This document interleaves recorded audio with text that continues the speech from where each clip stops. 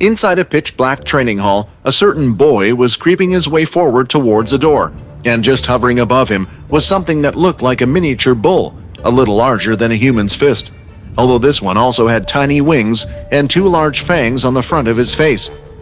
"Did you spot anyone, Ham?" the kid asked. His name was Fex, and today he had come to the hall inside his family's castle for one reason: to go to the human world. Just then, out of his backpack, Fex pulled a small silver ring that had 10 crystals embedded on the inside and all around. "I have to thank you again, Bloody Volver, wherever you are. Because of you, I can finally leave this place." He then placed the ring on the ring finger of his right hand and was finally ready to go. "Wait, I think I hear someone," Ham said. "Well, let's hope I don't end up somewhere too bad." Fex then rushed over to one of the square machines on the floor and tapped on top of the machine. "Access code accepted." From the hallway, one of the guards who was roaming could hear the mechanical sounds coming from the room. "Is someone using the teleporters? I don't remember an outing planned for today," the man thought. He quickly ran into the room, and just then, he could see Fex standing in front of the circular teleport device. Fex turned around and looked up at the man. He gave him a huge smile before saluting the man. He grabbed Ham and jumped back into the teleport circle.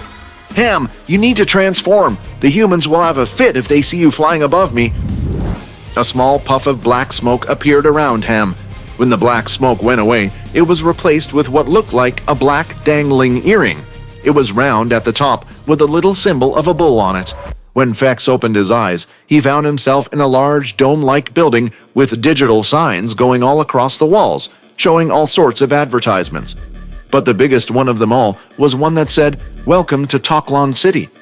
Fex headed for the exit, as if he didn't worry about the world, but just as he reached the exit, he could see the doors to the outside where the sun was glaring. "Time to put this ring to the test," Fex said. He closed his eyes and took one step out into the open sun, and nothing happened. With a big smile on his face, he continued to walk forward and started to explore the city. After walking a while, Fex decided to stop by what looked like a food shop. "Perhaps I can get this thing called wine, the drink my grandpa was talking about, from this shop," Fex thought. As he went inside, he started to look around the shop in the drink section for an item labeled as wine. He grabbed a random bottle and rushed over to the counter, waiting for his turn. "ID, please," the counter clerk asked. "ID?" Fex was confused. Unknown to him, every citizen of Earth was required to carry around an ID. "How old are you, kid?" 16. "Can I not purchase this drink then? I have the money," Fex said, with an innocent smile on his face. "No, of course you can." Then, as Fex had left the shop, the clerk immediately opened up his screen and dialed the number 111. "Hello, I'd like to report someone on Bader Street. Yeah, it looks like a student who is committing draft evasion. Black hair, gelled back, with an earring. He didn't seem to have an ID on him either." Walking down the street with his backpack in his hand, Fex was smiling broadly. Of course, it had been many years since his grandpa had visited Earth, but the one thing he would never stop talking about was this drink called wine. This was why Fex put it at the top of his to-do list when he would finally visit Earth. "You're being followed, you know," Ham said. "Yeah, I can tell," Fex replied. "Did the family find us already?" Ham asked. "No, they don't smell like vampires. Most likely they are humans. But why are they following us?" Fex said. Although Fex didn't pay much attention during his lessons, there was one law that was hammered into his head.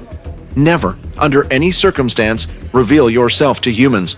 If they found out what you are, you had only two options: bring them back with you to turn them into a blooded, or kill them. Fex decided to turn around a corner into a dark alleyway to confront the humans following him. "I know you're following me," Fex said. The two men stepped towards Fex. "Fire when you're ready," the first man said.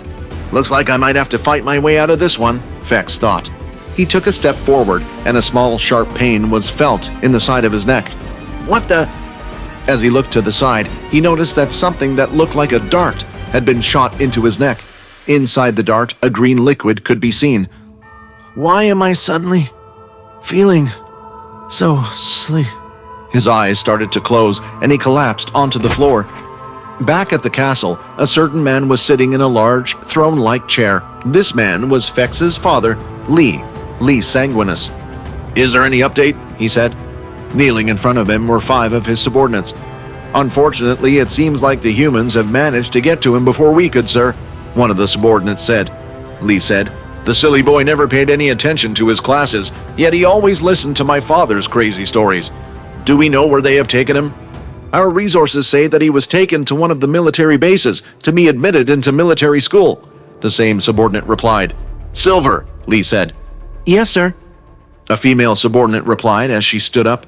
Just like her name suggested, she had bright long silver hair that was tied in a ponytail that nearly went down to her knees. "As you are the faithful blood knight of the Sanguinus family, I task with retrieving and returning Fex to us." Silver then bowed down once again.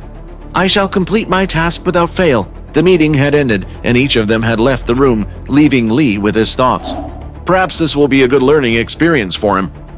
Remembering his own time on Earth, a rage inside his body started to consume him, and the glass he held in his hand shattered to pieces. It will teach him just how cruel those damn humans are to the other worlds. All of the students from the expedition had been gathered and were taken to the first-year assembly hall. All they could do was talk to one another and speculate why the expedition had been canceled. A student spotted black smoke in the distance in the desert. It seemed like it was coming from a ship. "That's right, I heard it might have been a Dalki." All Faye could do was clench her fist. The report had stated that they had found both Hugo's and Ben's bodies out in the desert. They were able to confirm they had died from the Dalki. However, the other three in their group were never found. "Attention!" Faye shouted. The students immediately got in line and saluted her. Then a holographic screen appeared behind them. It was a scoreboard with all the team scores. "First things first, as you may know, the expedition has been cancelled," Faye explained. "What that means for all of you is that the points you had obtained in the first 2 days before the expedition ended will be your final score for this exam." "What?" Erin blurted it out, and she wasn't the only one. "Enough!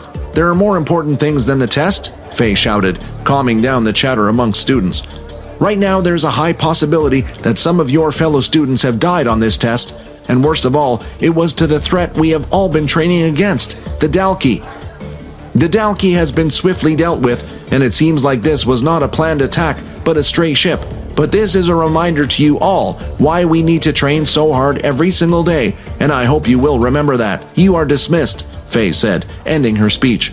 But Erin wasn't bothered about any of that. "You!" she shouted and pointed at Quinn. "Why did you hide your strength? If you had fought with us that day instead of hiding under that umbrella, we would have gotten a better score. And what's with your strange power? How did you heal Peter? He should have died. No more excuses. I want answers for everything that happened," she screamed. "If you were that strong, then why didn't you help?" Tears streamed down her face. "I think it's best if we all head back to our room," Layla said. "We can explain everything there, and I'm sure Peter has a lot of questions of his own." While the first-year students were being informed of what happened, the three generals were having a meeting of their own. Nathan, the head of the first years, Duke, the head of the second years, and the last general, Mike, who was head of communications. "I wonder how many of your students would have died on that expedition if it wasn't for that Sergeant Leo of yours," Duke said. "I doubt you even have the strength to take on a Dalki yourself." "Are you upset because you can't bribe him to come over to your side with one of those Earth ability books of yours?" Nathan replied. "It's a pity that your tactics of recruiting only work on those weak-minded fools." But then the one person who could calm them down entered the room. The door swung wide open, and a middle-aged man wearing a business suit came walking in. "We welcome the head general," they all said at once. The head general proceeded to sit down in his seat as he brought up an initial report for all three of them to see. "We all know these odd attacks have been happening on our beast planets for a while. Every single time an attack takes place, they seem to be getting closer and closer to our starting planet." "Do you think they're aiming for the city station?" Mike asked. "For now, I believe these solo Dalki are just sent as scouts. They have no clue how strong we have become in this time frame, and they have no clue what security measures we have, but I fear this may mean that the war will be starting again soon. In a couple of weeks, we have a visit from Mr. True Dream, which means I will need you to prepare some students for him." The three generals gave awkward glances at each other as they heard this piece of news. "Duke, I expect you to do well like you always have," the head general said. It was already night, but there was still some time left for the group to talk before their curfew would start. Therefore, they all decided to head to the boys' room to discuss what on earth had happened during the fight with the Dalki. The three boys promptly sat on Vorden's bed while the two girls sat on Quinn's. I suppose I should be the one who starts explaining first, Quinn said while standing up. He moved towards the center of the two groups. Recently, as you may all know, Vorden and I have entered the Red Portal planet. While we were there, I discovered a strange ability book, one that allowed me to control shadows. It was a strange book because it disappeared the moment I learned the ability. Quinn then tapped the surface of his wristwatch 3 times. The number suddenly changed from a 1 to a 6. When he tapped it another 3 times, it changed back to 1 again. I knew it, Erin said, but why did you have to hide it from us?